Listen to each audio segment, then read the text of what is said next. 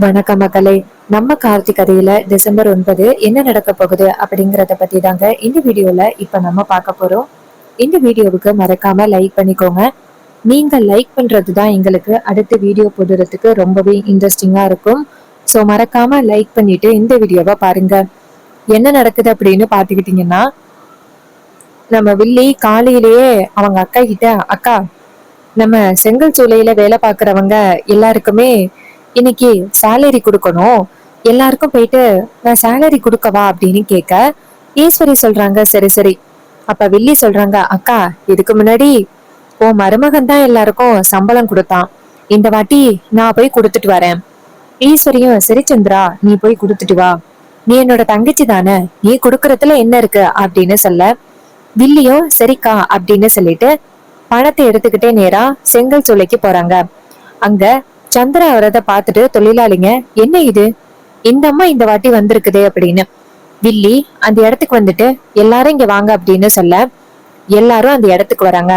எல்லாரும் வில்லிய பாத்துட்டு, அம்மா, என்னம்மா நீங்க வந்திருக்கீய, கார்த்தி தம்பி வரலையா அப்படின்னு சொல்ல, வில்லி சொல்றாங்க, இங்க பாருங்க, இதுக்கப்புறம் அவன் இந்த பக்கமே வரமாட்டான், அவனுக்கும் இந்த வேலைக்கும் எந்தவித சம்பந்தமும் இல்ல, உங்க எல்லாருக்கும் வேண்டியது இந்த சம்பளம் மட்டும்தான், அதனால உங்களுக்கு இந்த சம்பளத்தை கொடுக்க நான் வந்திருக்கேன், சம்பளத்தை வாங்கிக்கிட்டு கிளம்புங்க, அதை விட்டுட்டு அவன் இல்ல இவன் இல்லைன்னுலாம் இங்க கேட்க கூடாது, அவன் இனிமே இங்க வரமாட்டான், எல்லாரும் நல்லா ஞாபகத்துல வச்சுக்கோங்க அப்படின்னு சொல்ல, இதை கேட்டதும் தொழிலாளிங்க அதிர்ச்சி ஆகுறாங்க.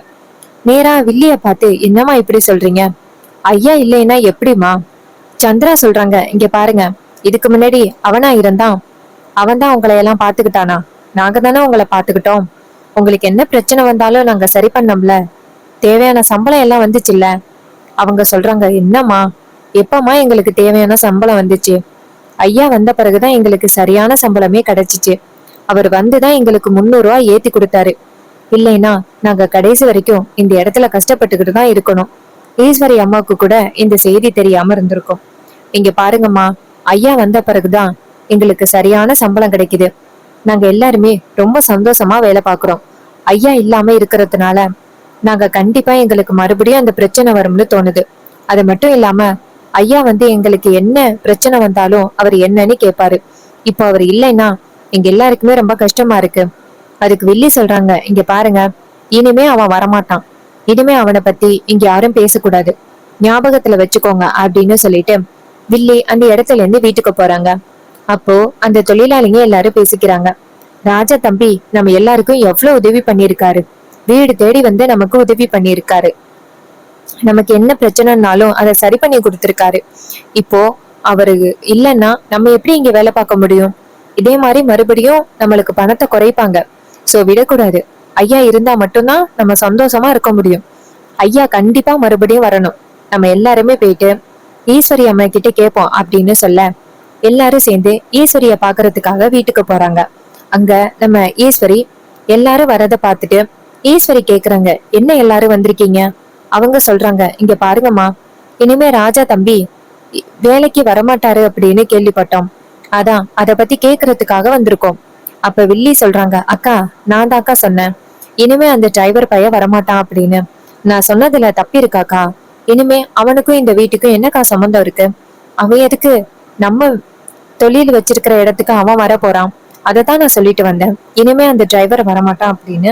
சோ எல்லாரும் தேவையில்லாம வந்து பேசிக்கிட்டு இருக்காங்கக்கா, எல்லாருக்கிட்டையும் இப்பவே சொல்லுக்கா, இனிமே அவன் வரமாட்டான் அப்படின்னு.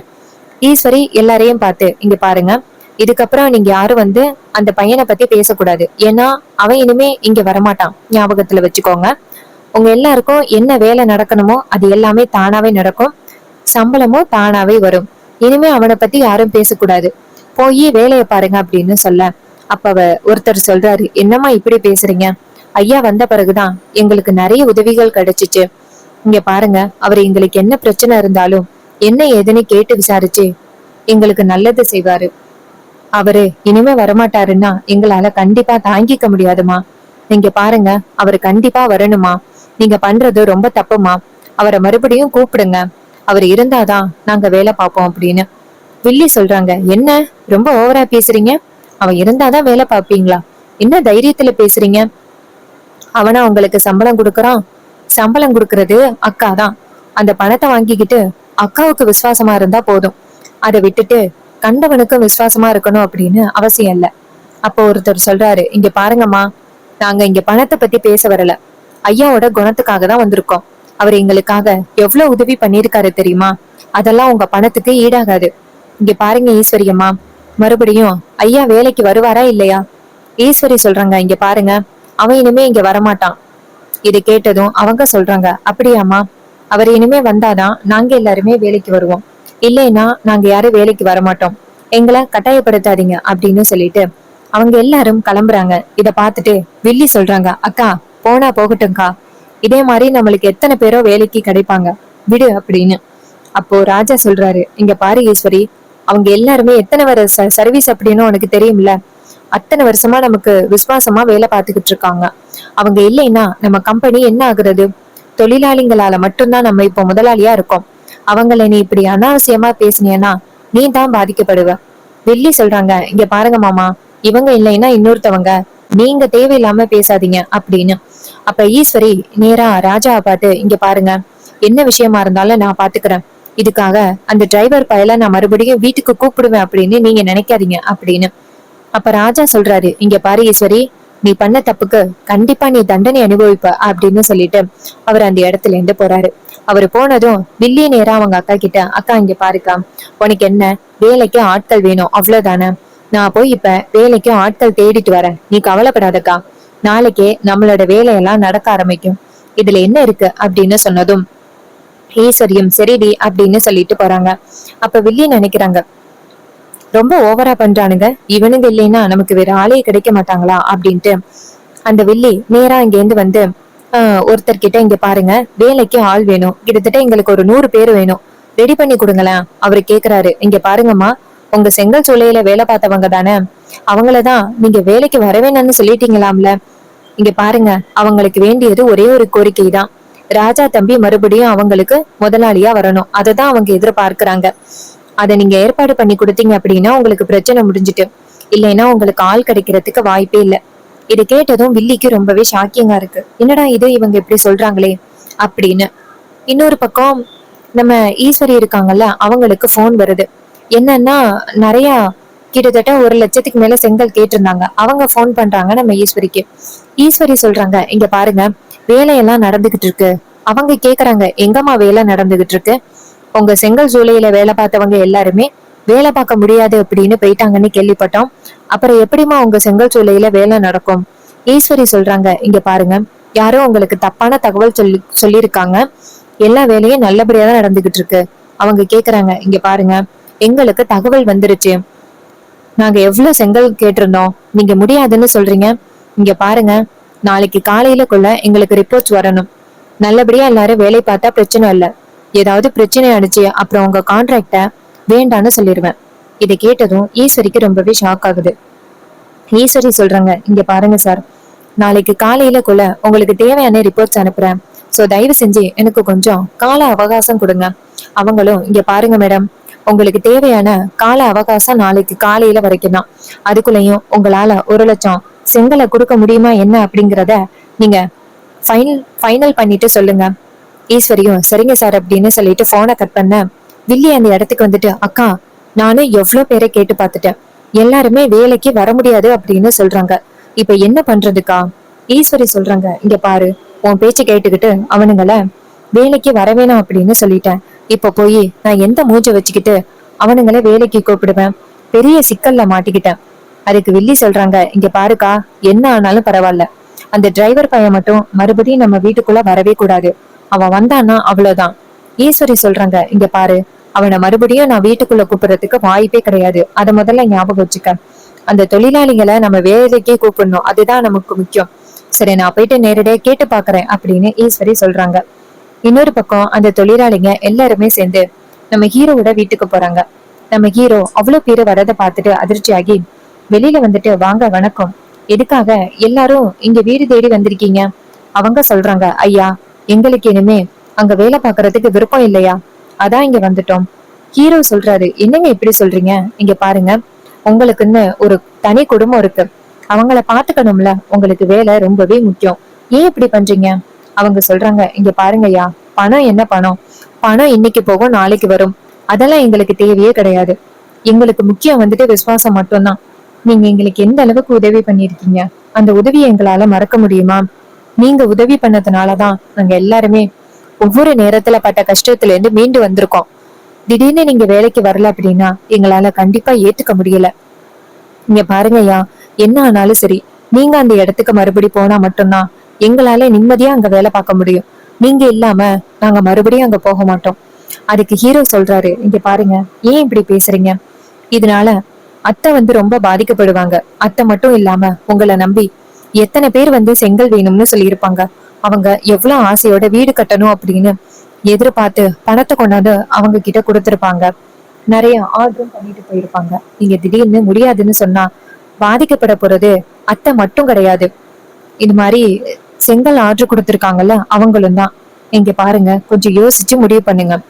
நீங்க போயிட்டு அத்தைக்காக இல்ல, மத்த கிளைண்ட்டுக்காகவாவது வேலை பாருங்க. நான் எப்பவுமே உங்களுக்கு துணையா இருப்பேன். உங்களுக்கு என்ன பிரச்சனை வந்தாலும் நான் பாத்துக்கிறேன். நான் ஃபர்ஸ்ட் அங்க இருந்ததுனாலதான் உங்களுக்கு உதவி பண்ணேன்னு நினைக்காதீங்க. நீங்க எனக்கு ரொம்ப முக்கியம். உங்களுக்கு என்ன பிரச்சனை வந்தாலும் என்கிட்ட சொல்லுங்க, உங்களுக்கு உதவி பண்றேன். அதுக்காக இப்படி அத்தையோட கம்பெனில இருந்து வெளியில வரணும் அப்படின்னு அவசியம் இல்ல. இதை கேட்டதும் அவங்க சொல்றாங்க, தம்பி, நீங்க எவ்வளவு நேர்மையா பேசுறீங்க. ஆனா எதுக்காக தம்பி உங்களை மேடம் வேலைக்கு வரவேணான்னு சொன்னாங்க? அப்ப ஹீரோ சொல்றாரு, அது ஒரு பர்சனல் விஷயம். அந்த விஷயத்தை பத்தி உங்ககிட்ட இப்போதைக்கு சொல்ல முடியாது. சோ நீங்க எல்லாரும் எனக்காக நீங்க வேலைக்கு போங்க. இதை கேட்டதும் தொழிலாளிங்க சொல்றாங்க, இங்க பாருங்க தம்பி, நீங்க சொல்றீங்க அப்படிங்கிற ஒரு காரணத்துக்காக மட்டும் நாங்க எல்லாருமே சேர்ந்து வேலைக்கு போறோம். ஹீரோ சொல்றாரு, சரி, இது மட்டும் இல்ல, உங்களுக்கு என்ன பிரச்சனை வந்தாலும் என்கிட்ட சொல்லுங்க, எல்லாத்தையும் நான் சரி பண்றேன். இதை கேட்டதும் அவங்களும் சரிங்க தம்பி அப்படின்னு சொல்லிட்டு எல்லாரும் அந்த இடத்துல இருந்து நேரா ஈஸ்வரியோட வீட்டுக்கு போறாங்க. ஈஸ்வரி எல்லாரையும் பார்த்துட்டு கொஞ்சம் நிம்மதியாகுறாங்க. அப்படா மறுபடியும் வந்துட்டாங்க அப்படின்ட்டு ஈஸ்வரி எல்லாரையும் பார்த்து, இங்க பாருங்க, உங்ககிட்ட நான் கொஞ்சம் வேண்டி விரும்பி கேட்டுக்கிறேன். இப்போதைக்கு என்னால அந்த ராஜாவை வேலையில சேர்க்க முடியாது.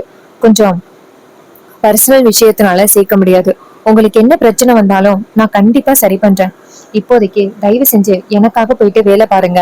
உடனே அவங்க சொல்றாங்க, இங்க பாருங்க மேடம், நீங்க சொன்னதுக்காக இல்ல, ராஜா சார் எங்கள்கிட்ட சொன்னாரு, அதுக்காக நாங்க மறுபடியும் இங்க வேலைக்கு வந்துட்டோம். இங்க பாருங்க மேடம், எங்களுக்கு என்ன பிரச்சனை வந்தாலும் ராஜா தம்பி பாத்துப்பாரு. அதனால எங்களுக்கு எந்த பிரச்சனையும் இல்ல. இங்க பாருங்க மேடம், அவரு மேல நீங்க ஏதோ மனக்கசப்புல இருக்கீங்க அப்படின்னு தெரிஞ்சு போச்சு. ஆனா அது எதுவுமே ரொம்ப நாள் நீடிக்காது. அவரு ரொம்பவே நல்லவரு. அவரை பத்தி நீங்க கூடிய சீக்கிரம் புரிஞ்சுப்பீங்க. ஈஸ்வரி சொல்றாங்க, இங்க பாருங்க, எல்லாரும் போயிட்டு வேலை பாருங்க. உங்களுக்கு கொடுக்க வேண்டிய சம்பளம் கரெக்டா வரும். அதை நான் பர்சனலாவே உங்க கையில கொண்டாந்து கொடுக்கறேன். அவங்களும் சரிங்க மேடம் அப்படின்னு சொல்லிட்டு எல்லாரும் அந்த இடத்துல இருந்து போறாங்க. ராஜா நேரா ஈஸ்வரிய பாத்தியா, நேரா எல்லாரும் மாப்பிள்ளை கிட்டதான் போயிருக்காங்க. மாப்பிள்ள எவ்வளவு அமைதியா பொறுமையா அவங்களுக்கு எடுத்து சொல்லி மறுபடியும் வேலைக்கு போக சொல்லி இருக்காங்க. இது எதுவுமே உனக்கு தெரியல அப்படின்னு வில்லி சொல்றாங்க. அக்கா, இங்க பாரு, எனக்கு என்னமோ இது எல்லாமே அவனோட நாடகம் அப்படின்னு தோணுது. அவன் தான் தேவையில்லாம இப்படி எல்லாம் பண்ணிக்கிட்டு இருக்கான். அதுக்கு ஈஸ்வரி சொல்றாங்க, இங்க பாரு சந்திரா, தேவையில்லாம பேசாத, இதோட நிப்பாட்டு அப்படின்னு சொல்லிட்டு ஈஸ்வரி அந்த இடத்துல இருந்து போறாங்க. ஈஸ்வரி பேசினதை பார்த்துட்டு வில்லிக்கு ரொம்பவே ஷாக்கிங்கா இருக்கு. என்னடா இது, அக்கா வர வர ரொம்ப ஓவரா பேசுறா, ஒருவேளை அவனுக்கு சப்போர்ட்டா பேச ஆரம்பிக்கிறாளோ அப்படின்ட்டு வில்லிக்கு ரொம்பவே ஷாக்கிங்கா இருக்கு. அப்ப ஹீரோ கிட்ட பாட்டி கேக்குறாங்க, பேராண்டி, என்ன பேராண்டி, நம்ம ஊர் மக்கள் எல்லாருமே உன்னை பார்க்க வந்தாங்களே? ஹீரோ சொல்றாரு, பாட்டி, அவங்க எல்லாரும் வேலை சம்பந்தமா தான் பாட்டி கேட்க வந்தாங்க. அத்தியோட கம்பெனில வேலை பார்த்துக்கிட்டு இருந்தாங்க. நான் இல்ல அப்படின்னதோட எல்லாருமே இங்க வந்துட்டாங்க. பாட்டி சொல்றாங்க, ஐயோ, இதையே பெரிய பிரச்சனையா ஆக்குவாளே அவ. ஹீரோ சொல்றாரு, பாட்டி, அப்படியெல்லாம் இல்ல பாட்டி, நான் பாத்துக்கிறேன், நீங்க கவலைப்படாதீங்க அப்படின்னு சொல்ல பாட்டியும் சரியா பேராண்டி அப்படின்னு சொல்றாங்க. சோ இந்த கதை உங்களுக்கு பிடிச்சிருந்துச்சுன்னா இந்த வீடியோக்கு மறக்காம லைக் பண்ணிக்கோங்க. நீங்க லைக் பண்றதுதான் எங்களுக்கு அடுத்த வீடியோ போடுறதுக்கு ரொம்பவே இன்ட்ரெஸ்டிங்கா இருக்கும். சோ மறக்காம லைக் பண்ணிட்டு இந்த வீடியோவை பாருங்க. தேங்க்யூ ஃபார் வாட்சிங்.